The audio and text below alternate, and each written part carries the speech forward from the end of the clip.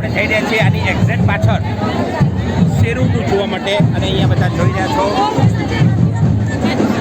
પીઠની ભૂખ પૂરી કરી રહ્યા છે. પગની કઢી થઈ ગયા પછી પેટની ભૂખ શાંત કરી રહ્યા છે.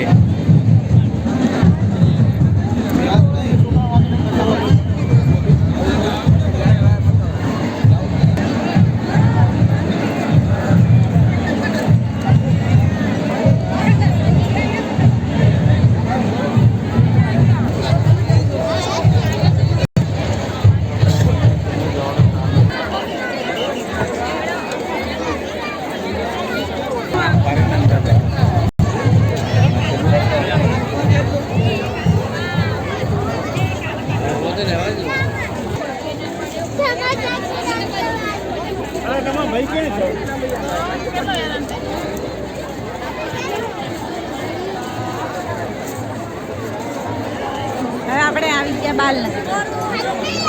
હવે BAPS બાલનગરી ની નજીક જઈ રહ્યા છીએ.